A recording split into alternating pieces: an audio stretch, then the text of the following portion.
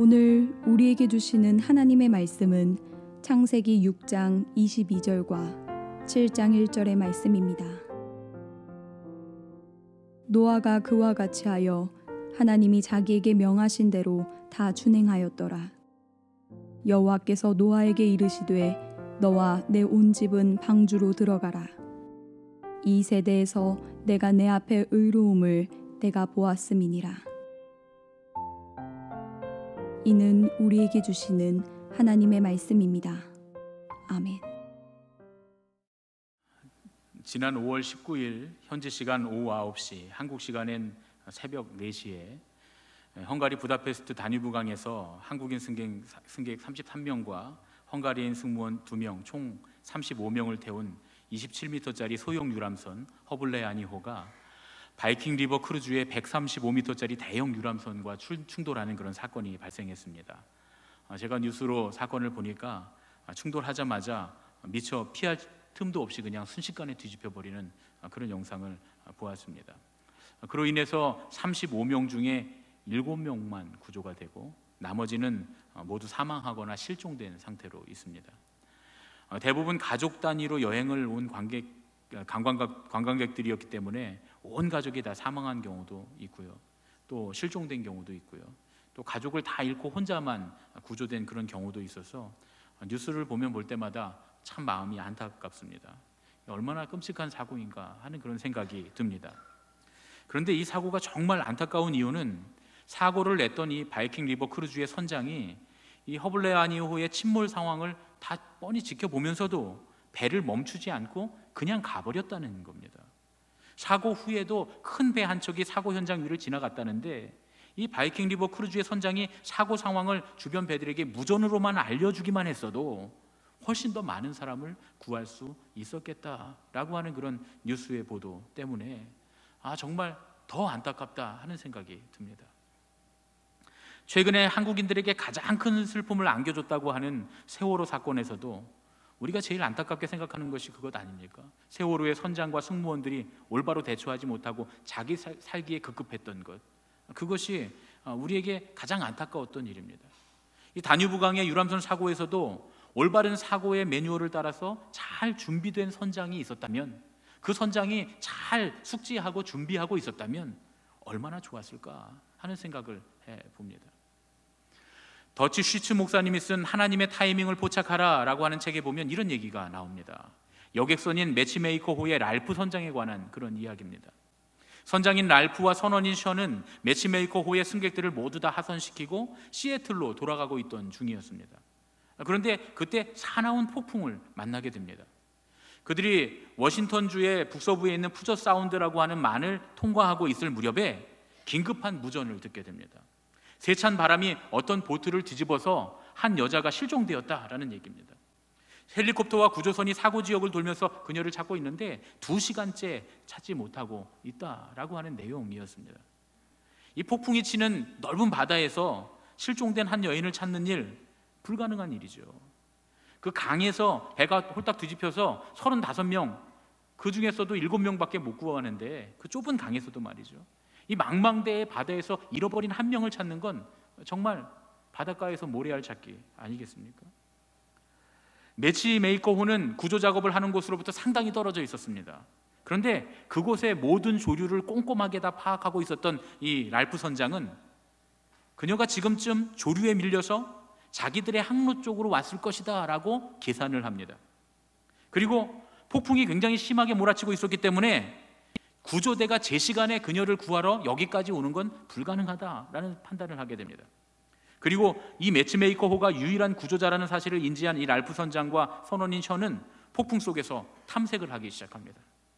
그런데 놀랍게도 얼마 지나지 않아서 새소리같이 희미한 목소리가 그들에게 들립니다. 그들의 배를 향해서 살려달라고 외치는 그 작은 조각목에 의지해서 목 놓아 부르고 있는 그 여인의 음성을 작은 새소리처럼 듣게 된 겁니다. 결국 랄프 선장과 승무원 션은 폭풍이 치는 그 캄캄한 망망대해에서 한 생명을 구해냅니다. 더치 쉬츠 목사님은 이 이야기를 한 다음에 이 책에서 이렇게 말합니다. 일상적인 여정은 전략적인 사건이 되었고 한 사람의 목숨을 구했다. 그러므로 준비되어 있어야 한다. 랄프 선장과 같이 당신도 특별한 때를 위해 하나님이 준비하신 삶이 될 수 있다.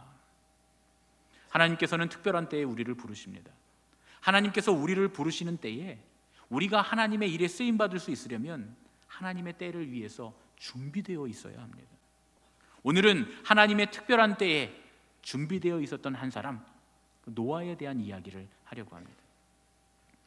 오늘은 먼저 노아의 배경에 대해서 한번 살펴보겠습니다. 노아는 셋의 후손이었던 라멕의 아들입니다. 성경의 원시족보에는 2명의 라멕이 나옵니다. 한 명은 아주 끔찍한 살인자 라멕입니다. 이 라멕은 가인의 후손인데 우리가 노아의 아버지 라멕을 이 가인의 후손 살인자 라멕과 혼동하기가 아주 쉽습니다. 그런데 노아의 아버지는 가인의 후손인 살인자 라멕이 아니고 하나님께서 아담에게 주셨던 세 번째 아들, 이름이 뭡니까? 셋. 예, 외우기 쉽잖아요. 세 번째 아들 셋. 예. 셋에게 주신 그 아벨 대신에 하나님께서 이제 아담에게 주셨던 세 번째 아들 셋의 후손인 라멕입니다. 그러니까 이 라멕은 결격 사유가 별로 없는 그런 라멕이죠. 다만 아담과 하와가 하나님께 불순종해서 땅이 저주를 받았습니다. 그래서 수고하고 피곤하게 일해야 살아갈 수 있는 그런 일상을 하루하루 살아가고 있었습니다. 그렇게 곤고한 인생 가운데서 하나님께서 그에게 위로를 주시고 휴식을 주십니다. 그 아들, 바로 그 아들 노아를 라멕에게 주셨던 겁니다. 아마도 이 아들을 낳으면서 라멕은 하나님께서 주시는 위로와 휴식을 경험했던 것 같아요. 그래서 그 이름을 위로다, 휴식이다, 이렇게 이름을 짓습니다. 이 노아라는 이름의 뜻이 바로 위로, 휴식입니다. 이 노아의 이름이 좋다고 가셔서 나중에 손자 이름이나 아들 이름을 휴식이라고 지으시면 안 됩니다. 저희 아들, 저희 학렬 아래가 끝자가 식자 돌림이거든요. 저는 태자 돌림이고 우리 아버님 학렬은 광자 돌림인데 우리 아들 그 돌림자가 뭡니까 하고 여쭤봤더니 식자라는 거예요. 식자. 우리 아들이 주식이가 될 뻔했어요. 식자가 쓰기가 좀 어려운 단어입니다. 그래서 도저히 이 글자는 돌림자로 못 쓰겠다. 우리는 목사집이니까 좀 봐주세요. 이렇게 해서 뒤에 안자로 저희가 돌림자를 썼습니다. 하나님께서 천지를 창조하실 때 이 일곱째 날 안식을 제정하십니다. 그러면서 하나님께서 창조를 완성하십니다. 휴식, 안식, 이것이 하나님의 창조의 완성입니다. 지난 금요일에 금요 심야기도회 가족기도회에서 제가 이 안식에 관한 말씀을 함께 나누었는데 자세한 이야기는 여러분 우리 교회 페이스북이나 홈페이지에 들어가면 지난주 금요일 설교에 잘 나와 있습니다. 금요일에 못 오신 분들은 한번 들어가셔서 보셔도 좋을 것 같습니다. 하나님께서 천지를 창조하실 때 이 안식일을 제정하심으로써 모든 창조를 완성하셨다. 그러니까 사람이 일만 하고 안식하지 않는 것은 하나님의 창조 질서에 어긋나는 일입니다. 그래서 쉬지 않고 폭주하는 것은 하나님 앞에서 죄악으로 간주됩니다. 이것이 성경이 우리에게 가르쳐주는 교훈입니다. 하나님께서는 이제 이 쉬지 않는 세상을 홍수로 멸망시킬 계획을 갖고 계십니다. 이제 이건 제 생각인데요. 제가 성경을 보면서 제가 생각한 건데 대홍수 이전에 만연했던 인간의 죄악 중 하나가 쉬지 않고 일하는 인간의 욕망 때문에 생긴 것이 아닐까 하는 생각을 해봤습니다. 왜냐하면 이때 죄악이 만연했는데 죄악이 관영했는데 이 죄악이 어떤 종류의 죄악들인지 성경이 자세하게 설명하지는 않습니다. 그런데 하나님께서 그 땅을 멸하심으로써 그 땅에 휴식을 선포하시는 거예요. 그래서 그 대홍수의 심판의 이야기 중심에 노아가 거기 서 있습니다. 노아라고 하는 이름이 이 휴식, 안식과 관련이 있기 때문입니다. 여류 신학자인 마르바던이라고 하는 사람에 의하면 하나님께서는 안식을 위해서 모든 것을 창조하셨다는 거예요. 하나님 창조의 목적, 모두 어울려서 안식하는 삶, 그게 하나님 창조의 목적이라는 겁니다. 그런데 모두 함께 어울려서 안식하는 삶을 포기한 인간은 어쩌면 그 안식하지 못하는 그 삶, 그 자체로 죄악에 빠질 수밖에 없었겠다, 이런 생각이 듭니다. 불야성을 이룬 도무지 잠들지 않는 그런 도시의 축제에 빠진 그 사람들, 그 결과가 무엇인지도 모르고 그 목적을 향해서, 결과를 모를 목적을 향해서 쉼없이 달려가고 있는 그런 현대인들, 끊임없이 쏟아져 나오는 생산물들로만 가득한 그런 세상에 하나님이 휴식을 선포하십니다. 우리의 영혼은 오직 하나님 안에서만 안식할 수 있습니다. 그래서 하나님께서는 우리를 하나님 안에서 쉬게 하시기 위해서 우리의 인생에 때때로 제동을 거시는 겁니다. 하나님 안에서 참된 쉼, 노화를 경험하게 하시기 위해서 우리의 삶을 멈추십니다. 이런 맥락에서 보면 노아의 아들들의 이름도 아주 중요한 의미를 지닌다고 할 수 있습니다. 쉼이라고 하는 뜻을 가진 노아의 아들들은 셈과 함과 야벳입니다. 셈이라고 하는 말의 뜻은 사람의 이름이 드러난다, 이런 뜻입니다. 사람의 이름이 드러난다. 그런데 여러분, 이름이라고 하는 것은 그 사람의 정체성입니다. 여러분 가만히 한번 생각해 보세요. 내 이름이 언제 불립니까?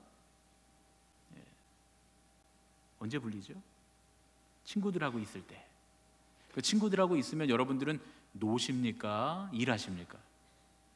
대부분 우리는 친구들하고 함께 쉬고 놉니다. 그때는 우리의 이름이 불려져요.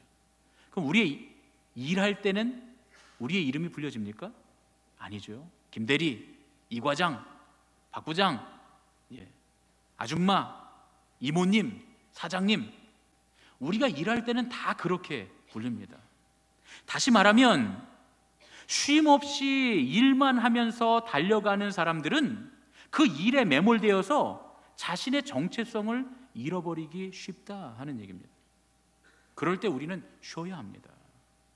쉼을 얻어서 자신을 돌아볼 때 진짜 하나님께서 내게 주신 나의 정체성, 이미지 오브 갓, 이마고 데이, 하나님의 형상인 우리 자신을 온전히 바라볼 수 있게 됩니다. 그래서 하나님은 때때로 우리를 강제로 넘어뜨리셔서라도 쉬게 하십니다. 우리는 쉼을 통해서 하나님 안에 머물 때만 우리의 참된 정체성을 발견할 수 있기 때문입니다. 둘째 아들인 함이라고 하는 말은 뜻은 따뜻함입니다. 이것도 외우기 쉽지요. 함은 따뜻함입니다. 쉼이 없는 사람들에게는 따뜻함이 없어요. 냉랭하고 이기적이기가 쉽습니다. 그 삶에 일만 가득 채워져 있는 사람에게 온기를 찾는 것은 매우 어려운 일이죠. 예수님께서 승천하시면서 제자들에게 뭐라고 명령하십니까? 오늘이 성령 강림 주일인데 주님께서 승천하시면서 성령을 어떻게 하라고요? 기다리라 라고 말씀하십니다. 기도하라, 기다리라. 아무것도 하지 말고 모여서 기도하라고요. 기다리라고 말씀하십니다. 기도하면서 기다리는 시간을 통해서만 따뜻하신 성령님께서 우리 가운데 임하시는 거예요. 그래서 하나님은 때때로 따뜻한 성령님이 거하실 수 있도록 우리의 삶을 멈춰 세우시는 겁니다. 마지막으로 셋째 아들인 야벳의 이름은 열려있는 상태를 말합니다. 열림, 또 사람들이 만나는 넉넉한 공간을 의미합니다. 넉넉한 공간. 여러분, 우리의 마음이 열려있지 않으면 누구와도 교제할 수 없습니다. 넉넉한 우리 마음의 여유 공간이 있어야 우리는 그때서야 사람들을 만날 수 있습니다. 하나님께서 주시는 쉼을 통해서 우리는 하나님을 만나고 우리의 형제와 자매와 이웃을 만납니다. 안식할 줄 모르는 사람들에게는 결코 형제, 자매, 이웃이 없습니다. 그냥 함께 일하는 동료, 파트너만 있을 뿐입니다. 그래서 하나님께서는 우리에게 형제와 자매와 이웃과 가족이 있다는 것을 알게 하시기 위해서 우리를 강제로 거꾸로 들이셔서라도 당신 안에서 쉬시게 하는 것입니다. 이 잠들 줄 모르고 쉴 줄 모르고 달려가던 이 죄악된 세상이 하나님의 홍수로 딱 그 자리에 멈춰서게 되는 것, 여기에 하나님께서 우리에게 주시려고 하시는 크신 의미가 있다라는 것을 우리가 깨달아야 합니다. 노아의 이런 인적 사항을 보면서 노아와 노아의 가족들의 이름에 또 숨겨진 의미들을 보면서 우리는 많은 것을 생각해 볼 수가 있습니다. 그런데 더 중요한 건 그 노아의 배경, 노아의 이름보다 노아의 삶이 훨씬 더 중요합니다. 왜냐하면 노아의 삶에는 아주 특별한 것이 두 가지 있기 때문입니다. 첫 번째는 뭐냐면 노아는 하나님의 때를 읽었다라는 겁니다. 두 번째로는 그 하나님의 때에 하나님의 뜻에 순종했다라는 겁니다. 하나님의 때를 조바심 없이 기다릴 수 있는 그대로 기다릴 수 있는, 하나님의 때를 알고 하나님의 때를 끝까지 기다릴 수 있는 순종의 사람이었다는 거죠. 첫 번째로 노아가 하나님의 시간, 하나님의 때를 읽었다라는 말씀은 6장 13절에서 볼 수 있습니다. 창세기 6장 13절 말씀을 함께 읽겠습니다. 하나님이 노아에게 이르시되 모든 혈육 있는 자의 포악함이 땅에 가득함으로 그 끝날이 내 앞에 이르렀으니 내가 그들을 땅과 함께 멸하리라. 노아는 세상이 잘못되고 있다라는 사실을 알았습니다. 그리고 그 땅에 대한 하나님의 심판이 계획되었다라고 하는 사실과 이제 그 심판의 날이 가까이 왔다라고 하는 사실을 깨달았습니다. 아마 이때에 하나님께서는 노아에게만 이 사실을 알려주시지는 않았을 것 같아요. 노아 이외의 많은 사람들에게 하나님 이 세상이 돌아가는 모양들을 다 보여주셨을 거예요. 수많은 사람들이 그 때를 보았고 그 세대를 보았습니다. 그런데 노아만이 이 세대가 심판받을 세대라는 걸 알았다는 거죠. 하나님의 때가 가까이 왔다는 것을 노아만이 알았다는 겁니다. 왜 그랬을까요? 여러분, 우리에게도 세상과 때를 분별하는 지혜가 필요합니다.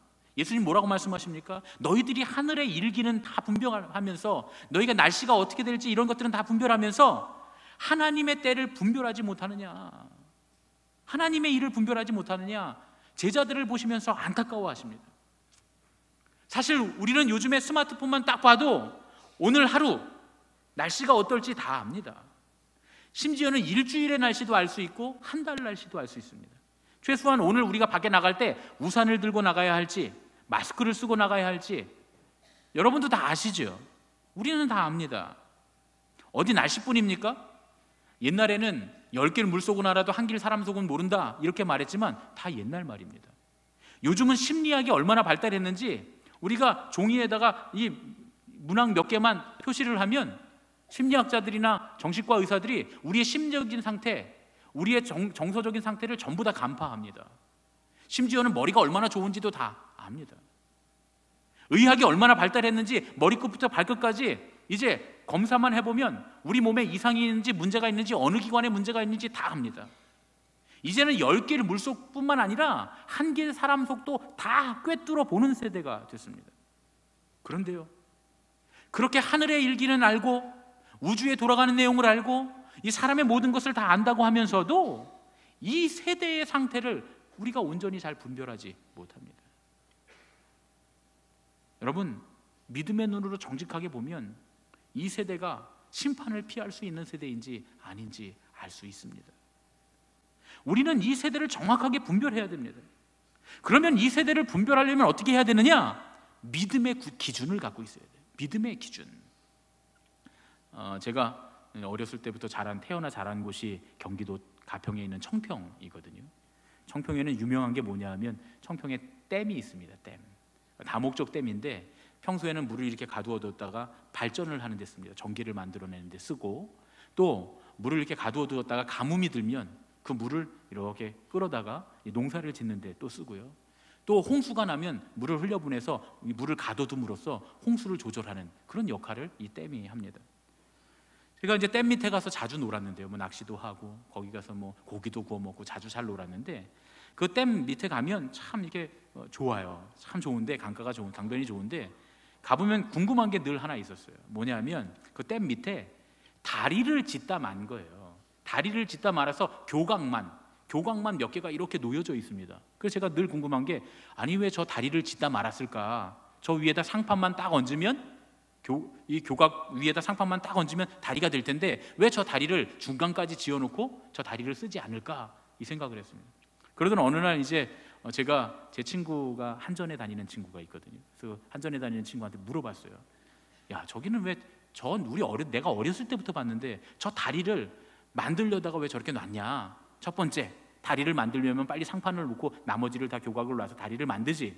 두 번째, 다리를 만들다 실패했으면 그냥 다 뽑아버리지. 왜 보기 흉하게 저렇게 교각만 만들어놨냐? 물어봤더니 제 친구가 저한테 그러더라고요. 이 바보야, 저건 다리가 아니야. 그럼 저게 뭐야? 저거는 수위를 측정하는 자야. 여러분 무슨 말씀인지 아시겠어요? 예. 그 콘크리트 구조물로 이렇게 만들어서 댐의 수문을 개방해서 물이 막 흘러내려갈 때 얼만큼 흘려보내야 될지를 측정하기 위해서 그 자를 큰 콘크리트 구조물로 만들어 놓은 겁니다. 그래서 거기 보면 가만히 보면 숫자가 써 있어요.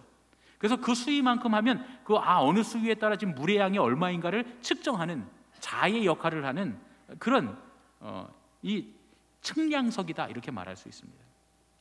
흘러가는 물의 양을 측정하기 위해서는 강바닥에 깊이 박아서 쌓아 올린 측량석이 필요한 겁니다. 그래야 수위를 측정하고 물의 양을 계산하는 거죠.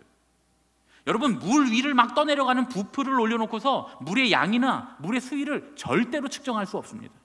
그렇죠?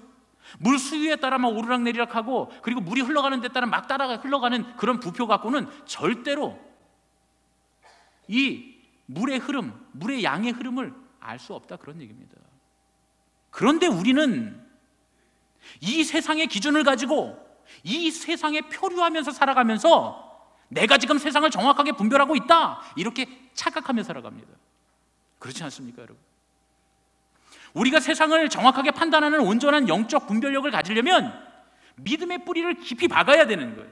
흔들리지 말아야 되는 거예요. 세상적인 판단과 기준을 버리고 믿음의 기준, 성경이 우리에게 말씀하는 기준, 신앙의 기준을 가지고 판단할 때, 그때 비로소 우리는 이 세류를, 이 시대의 시류를 온전히 읽어낼 수가 있다, 그런 얘기입니다. 노아는 그런 사람이었습니다. 그는 당대의 의인이었어요. 하나님의 말씀이 뜻하는 것이 무엇인지, 신앙이 무엇인지 아는 사람이었습니다. 신앙의 기준으로, 믿음의 기준으로 세상을 바라보니 이 세상이 심판받을 때가 되었다라는 사실을 알게 되었던 겁니다. 우리도 자꾸 세상의 가치 기준을 두고 세상의 기준을 따라가면서 이 세상을 내가 잘 살아가고 있다, 이 세상을 잘 판단하면서 살아가고 있다 생각하는 착각을 버려야 합니다. 우리가 이 세대를 온전히 분별할 수 있으려면 더 신앙에 깊이 뿌리 박고 흔들리지 않는 믿음을 가져야 한다, 그런 얘기입니다. 그렇게 될 때 우리는 이 세대를 온전히 분별할 수 있고 이 세대에 역사하실 하나님의 때를 읽어낼 수 있는 것입니다. 두 번째로는 노아는 하나님의 뜻에 순종한 사람이었다라는 거예요. 그것이 노아의 특별함입니다. 창세기 6장 22절을 함께 읽겠습니다. 노아가 그와 같이 하여 하나님이 자기에게 명하신 대로 다 준행하였더라. 때를 분별했던 노아는 하나님의 뜻에 순종합니다. 그런데 그 하나님의 뜻이라고 하는 것이 어이없는 일이었어요. 바보 같은 일이었습니다. 세상에 역행하는 것이었어요. 하나님이 노아에게 가르쳐 주신 하나님의 뜻이 뭐냐 하면 산 꼭대기에, 아라랏산 같은 그런, 나중에 아라랏산에 멈췄다고 하니까 뭐 그 정도 높이의 산에 지은 게 아닐까 생각해 보는 거죠. 아주 높은 산 꼭대기에 우리가 지금 그 TV로 보는 축구장을 3층으로 쌓은 것 같은 어마어마한 크기의 나무 상자를 짓는 것이었습니다. 그게 하나님 뜻이었어요. 방주라고 하는 말은 히브리어로 테바라고 부르는데, 이 테바는 상자를 뜻합니다. 모세를 넣었던 갈대 상자도 히브리어를 보면 테바라고 써 있어요. 그러니까 테바는 그냥 사방이 꽉 막힌 상자입니다. 모세를 띄어보냈던 그 갈대 상자를 테바라고 표현한 것도 하나님께서 노아의 방주를 통해서 온 세상을 구원하신 것처럼 하나님께서 이 모세를 구원하시고 모세를 통해서 이스라엘 백성을 구원하시겠다라고 하는 그 의도가 그 단어 안에 들어 있는 겁니다. 이 테바는 배가 아니에요. 노아가 지은 방주는 배가 아니었습니다. 차라리 배라도 지으면 사람들이 이해를 할 수 있을 것 같아요. 그런데 이건 그냥 거대한 나무 상자였습니다. 돛도 없고 닷도 없고 뭐 노도 없고 그냥 거대한 나무 상자를 짓는 거예요. 축구장, 3층짜리 축구장을 만드는 것처럼 넓은 나무 상자를 지었습니다. 방주를 짓는 일은 누가 보더라도 바보짓이었어요. 그러나 노아는 그것이 하나님의 뜻이기에 순종합니다. 그런데 노아가 정말 오랜 기간 동안 그렇게 바보로 지냈는데, 노아가 그렇게 바보로 지냈던 긴 시간이 지난 어느 날 하루아침에 노아를 바보라고 비웃었던 모든 사람이 바보가 되는 역전현상이 일어나게 됩니다. 이 노아의 대반전은 정말 드라마틱하기는 하지만 사실 이 노아의 기다림을 생각해 보면 이건 정말 쉬운 일이 아닙니다. 우리가 전통적으로는 노아가 무려 120년을 기다렸다 이렇게 이야기합니다. 하나님의 심판이 선포되고 120년의 시간 동안 노아는 하나님의 때를 기다려야 했다는 거예요. 하나님께서 너 120년이다 라고 노아에게 말씀해 주시지 않았으니까 노아가 남은 시간이, 기다려야 하는 시간이 120년인지 어떤지 알았는지 몰랐는지 성경은 말해주지 않으니까 우리는 알 수가 없습니다. 그러나 그 사실을 몰랐으면 이 120년은 굉장히 긴 세월이었고, 사실 알았어도 이거는 기다리기 어려운 굉장히 긴 시간이었습니다. 노아는 그 긴 시간을 기다립니다.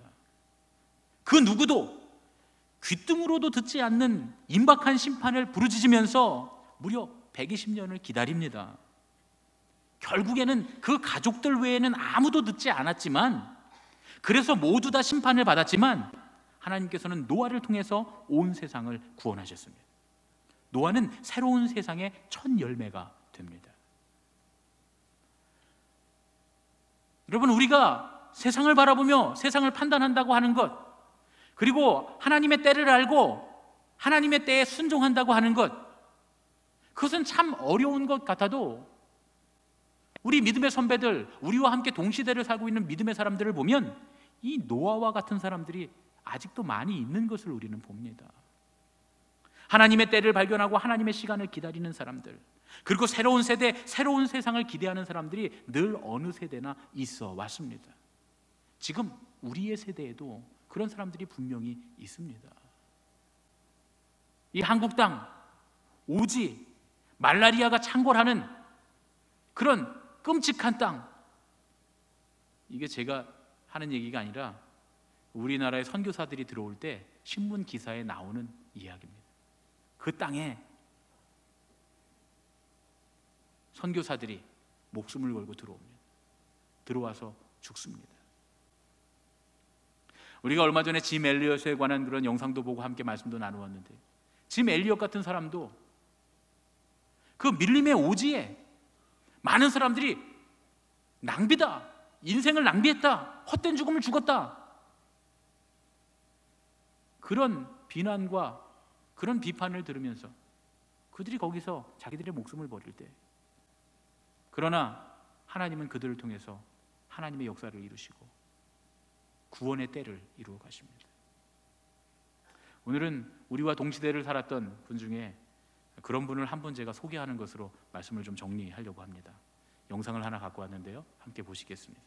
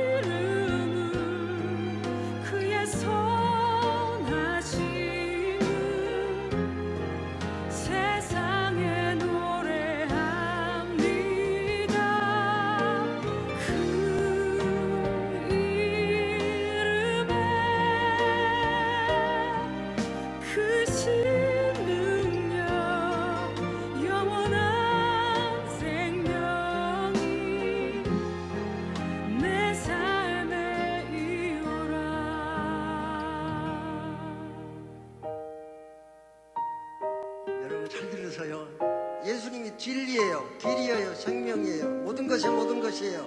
알파와 오메가예요. 만유의 주예요, 만왕의 왕이에요, 진리의 왕이에요. 진리가 어디 있습니까? 진짜 생명은 어디 있습니까?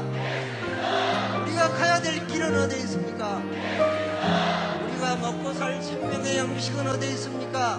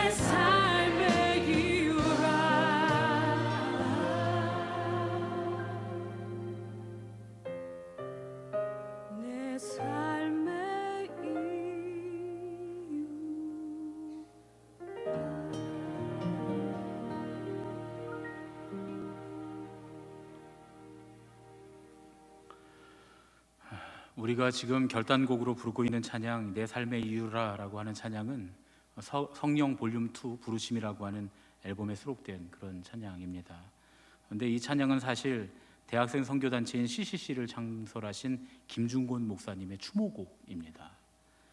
제가 정말 우연한 기회에 김중곤 목사님의 장례, 서울에 있는 세브란스 장례식장에서 장례를 치렀는데 제가 한 번에 예배 임사를 맡았었습니다. 많은 꼭지 중 예배 꼭지 중에 한 꼭지를 제가 맡아서 임사를 맡았었는데, 그래서 아마 이 찬양이 더 마음에 와닿는 것 같습니다. 제가 사역했던 그런 사역 내용들도 저 안에 있고 그래서 특별히 좀 마음에 닿는 것 같습니다. 물론 저는 CCC는 아닙니다. 제가 다닌 감리교 신학대학교에는 CCC가 없습니다. 그래서 제가 CCC를 경험해볼 시간은 없었는데, 아마 혹시 여기 계신 분들 중에는 CCC 하셨던 분들 계실지 모르겠어요.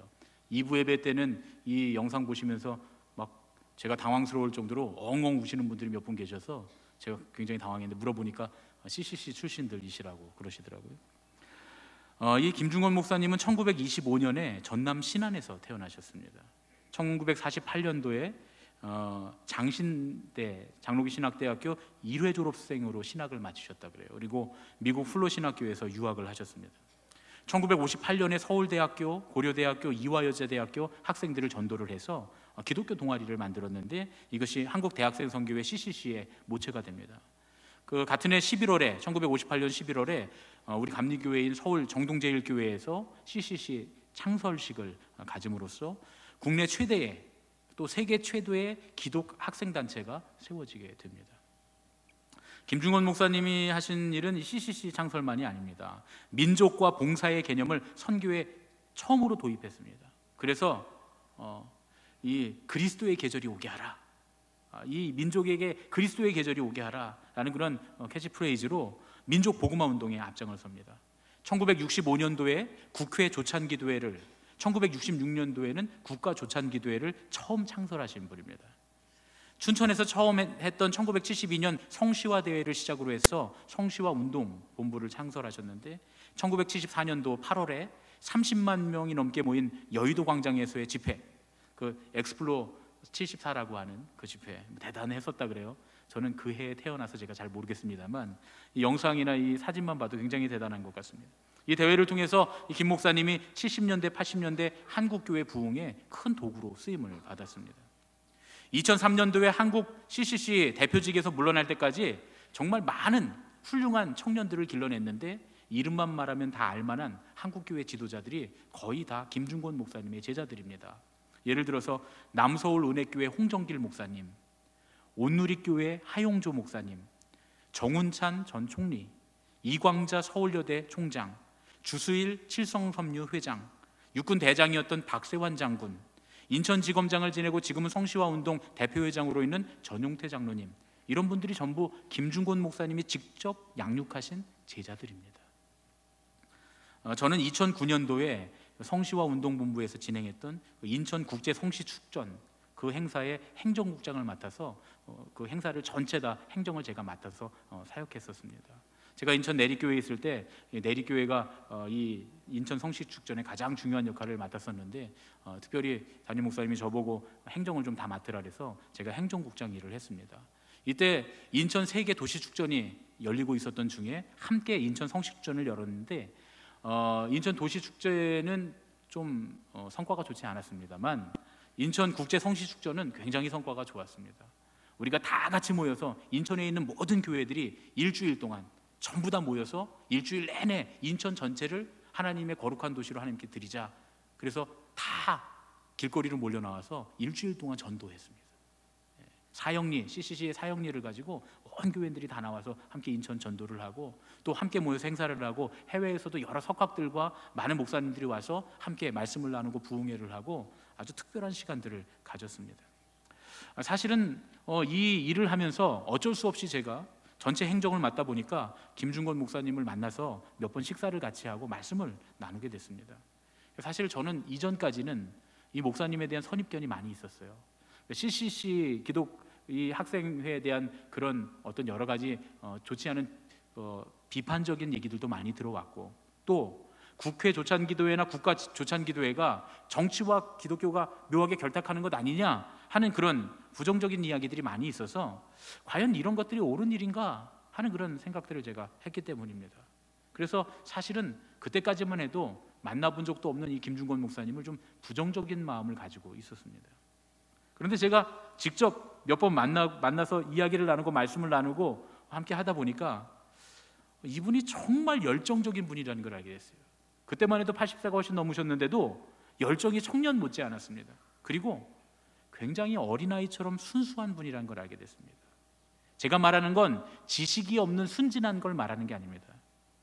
이 성경에 대한 지식, 신앙에 대한 지식이 깊이 있음에도 불구하고 예수님밖에 모르는, 그러니까 이 김중권 목사님이 직접 만나보면 저분이 정말 한국교회사에 그렇게 큰 업적을 남긴 분이 맞는가? 잘 모르는 사람이 보면 바보 같아 보여요. 항상 어깨가 늘어진 낡은 양복을 입고 다 떨어진 넥타이를 메고 다닙니다. 그런데 말씀을 나눠보면 정말 세상 물정을 하나도 모르는 분 같아요.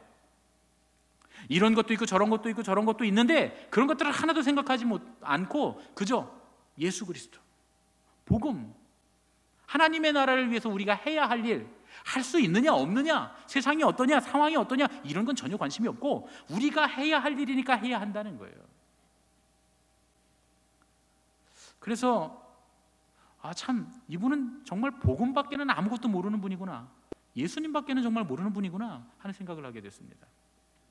인천 세계 성시축전을 몇 달 앞두고서 갑자기 이 암 진단을 받으시고서 불과 알려진 지 몇 개월도 안 돼서 3개월도 안 되셔서 돌아가셨어요. 그래서 제가 세브란스에 장례를 치르러 갔는데 많은 분들이 거기 사랑의 교회 오종현 목사님 비롯해서 많은 분들이 와서 예배 인사를 했는데 저는 이제 내리교회 김은규 목사님 모시고 가서 제가 그 장례식 행정국장을 했으니까 사회를 제가 봤습니다. 장례식 중에 한 번의 예배인데 아마 위로 예배였던 것 같아요. 입관 예배였든지 하여튼 그 예배 하나를 제가 사회를 봤습니다. 그리고 가서 이제 그곳에서 많은 목사님들을 만나서 같이 식사를 하고 이야기를 나누는데 하나같이 뭐라고 말씀하시냐면 이분은 정말 복음밖에 모르는 분이다. 정말 순수한 분이다. 그 일화들을 하나씩 들으면서 어떻게 세상에 이렇게 정말 예수밖에 모르는 사람이 있을 수 있을까 하는 생각을 하게 됐습니다.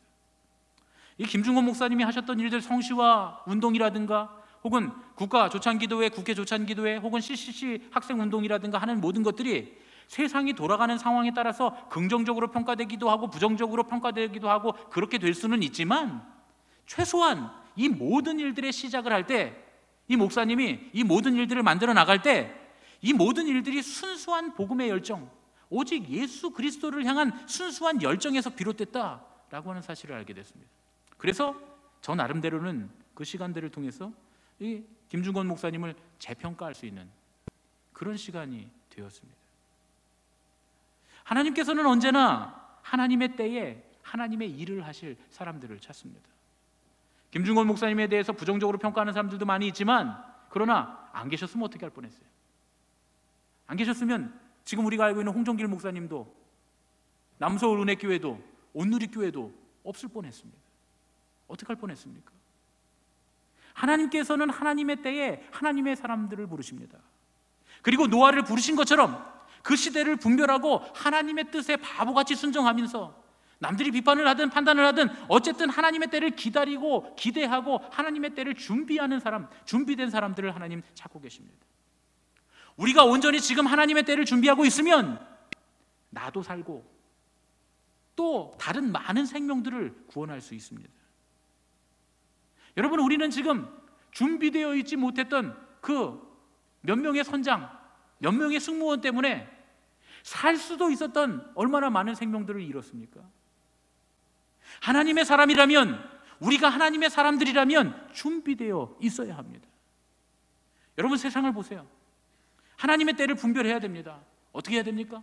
그러려면 믿음의 깊이 뿌리박고 있어야 됩니다. 신앙적으로 판단해야 됩니다. 믿음으로 판단해야 됩니다. 신앙적으로 판단하는 기준을 갖고 있어야 합니다.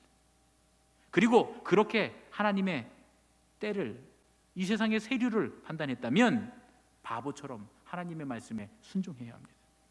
세상 물정 하나도 모르는 사람처럼 하나님이 임하실 때를 기다려야 합니다. 그러면 어느 날 하루아침에 바보가 바뀌는 기적이 일어나게 됩니다. 하나님께서는 그런 하나님의 뜻을 따르는 사람들을 통해서, 주님의 사람들을 통해서 이 땅에 그리스도의 계절이 오게 하시고 새로운 세상을 펼치실 줄로 믿습니다. 그래서 예수님 뭐라고 말씀하셨습니까? 천국은 이런 어린아이와 같은, 이런 어린아이와 같이 하나님의 나라를 받드는 자들의 것이다, 이렇게 말씀하셨습니다. 우리 옆에 계신 분들과 이렇게 인사하겠습니다. 하나님의 때를 준비합시다. 세 분 이상 인사하죠. 하나님의 때를 준비하는 저와 여러분이 되기를 예수님의 이름으로 축원합니다. 세상이 바보 같다고 해도, 세상적인 기준으로 보면 왜 이렇게 바보 같냐고 해도, 그러나 우리는 신앙의 기준으로 하나님의 뜻을 따라 순종하며 살아가는 사람들이 돼요.